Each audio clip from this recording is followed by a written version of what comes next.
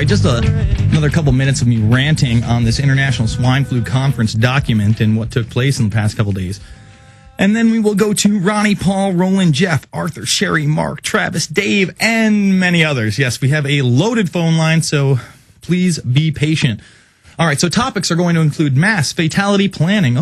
National Pandemic Influenza Medical Countermeasures. They're all in that document right there. If you want to read what they are, we already read the most important section. No individual human rights for you. I can promise that. Concurrent breakout session number 1, mass fatality management planning.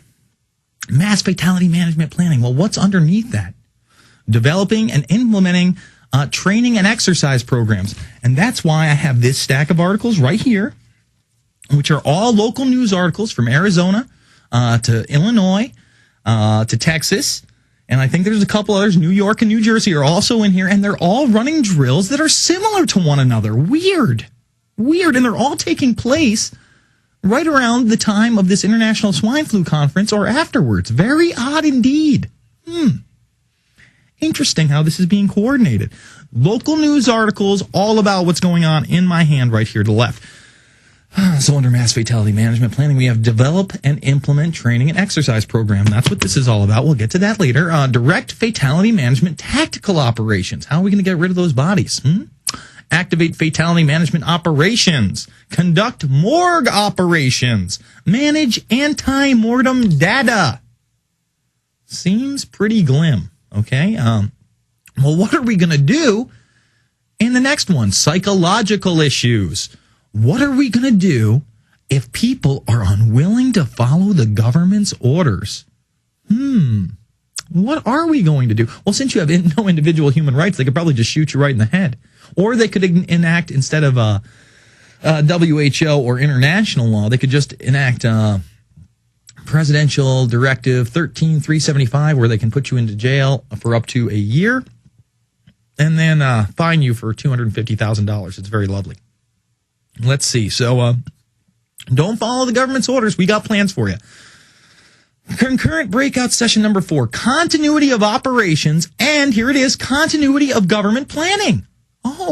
But the shadow government doesn't exist, Jason. No. See, this is where you get your Google skills into play, okay? This is where you can find out that the shadow government is real. Continuity of government is the shadow government. That's what when they're saying continuity of government, that's, again, a synonym for shadow government. It's the same exact program. Most people can't wrap their heads around this. The shadow government only exists in those James Bond movies, Jason. Yeah, they're good movies, but that's what they are. They're movies. You're a liar. Well, it says when H1 flu pandemic unfolds in 2 or 3 successive waves in a calendar year, what are we going to do? Remember, they're going to do it in waves. When they get everybody sick with this first wave of shots, they're going to claim all the people that they got sick. They just didn't act in time, and people already developed an immunity, and those people they shot up and got sick will get other people sick, and they'll do it in waves. See, they've already engineered this. Law enforcement agencies must control and diffuse social unrest and public disorder. And how are we going to isolate prisons and other facilities?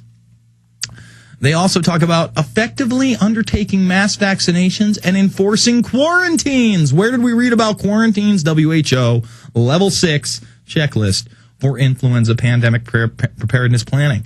Let's see, they're going to control traffic, evacuation, and mass transportation. They are planning for a 30 to 40% drop in the labor force. Do you hear me? Almost 1/3 to half of people will not be showing up to work for some reason. That is unbelievable to me. To say 2 in 4 or 1 in 4 aren't going to show up to work. Well, they're saying more than 1 in 4. 25% isn't even on here. And then they have to train the workers to screen for symptoms and know what to do when other workers fall ill. And they're doing the same thing for teachers in schools. Train teachers to screen for symptoms and know what to do when teachers fall ill. Transport ill students. They get to go to the nice little quarantine center they've set up. Isn't that lovely? Your kid goes to school. A teacher says, "Oh, no, he could be sick. I don't want that swine flu. I can't stand it." And he goes on a bus, because they also say effectively transform school facilities into shelters. So the schools themselves might become the quarantine centers, or other schools or churches like they discuss in here, or other businesses that they take over. I mean, again, it's all about internationalism. It's not about federal guidelines. It's about the UN takeover, baby. And then, of course, they have to deal with the infectious waste management from all of these bodies. Because the big thing, I mean, I need you to zoom in on this right here, Hoosh. I mean, look, the very first thing, what are they worried about? Mass fatality management planning. That's what they're worried about. A bunch of people dying and what they're going to do with the bodies. For the sniffles. For something you need a Kleenex and a bottle of Schweppes for. That's it, okay? Maybe some chicken soup. That's about it. A little ibuprofen. That's what they're getting ready for mass casualties with. All right, I got like a dozen people on the line. I already ranted about this document for half the segment. Let's go to Ronnie in Texas. Ronnie, you're on the line. Okay. Yes. Thank you, sir. I've been on hold for a while, and I have to defy your rule there about having to speak about the swine flu, if you don't mind. Because Actually, I do mind. Got to let you go. I told you we were going with swine flu callers right off the bat. Listen, I don't ask for much on the show. You get to talk about whatever you want in the next 2 hours. I said we were spending the first hour on the swine flu. I understand you were holding for a long time, Ronnie. Listen, you call back in the next hour or the hour after where I'm taking calls, I'll throw you to the top of the line. I got a dozen people on the line. If it's not swine flu, hang up, folks. I mean, that's what we're talking about. I didn't even get to these 15 local articles that I have to go over. Let's go to Paul in California. Paul, you're on the line. Hi, Jason. Thanks for taking my call. You got it. This is what I'm freaked about.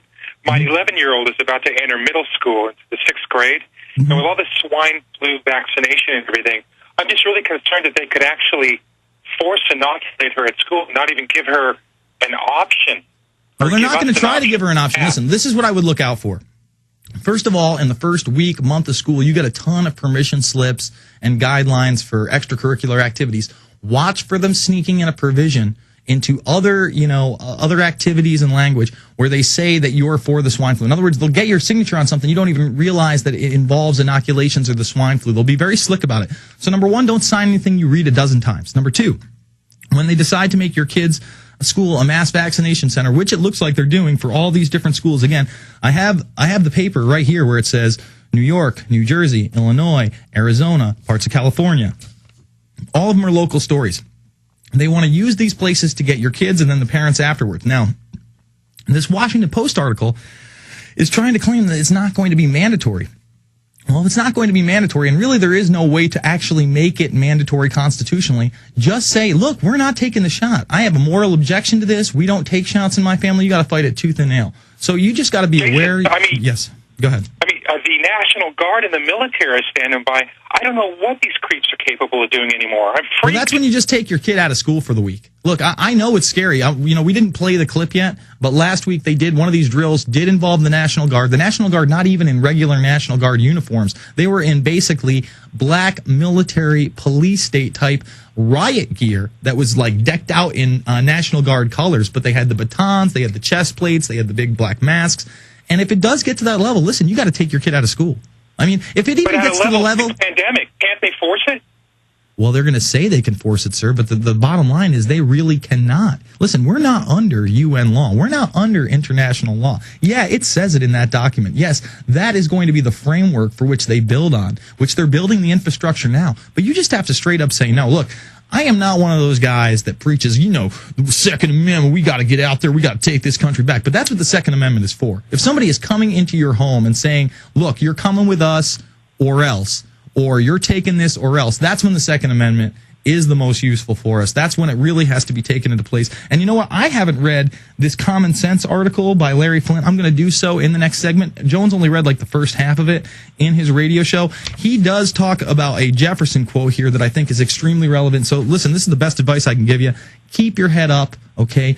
Keep your ear to the ground. Educate your kid. Let them know it's not okay to take any shot. And if they try to force them into a line or say they're taking a shot, to immediately contact you. I don't know how old your child is, but I would suggest maybe getting them a prepaid cell phone. Go spend the $30 for a Virgin mobile 11, phone. And I said, just start running. Just start running home. Well, where are they going to run to? Sir, that's the thing. Listen, if they've got a cell phone and they can contact you immediately, at least you can get down there. And if you really want them to run to somewhere and have you meet them somewhere, that's the best way. Have a plan. Be close to your family. That's the best advice I can give you, sir. I thank you for the call. Let's go to Roland in Massachusetts. Roland, you're on the line.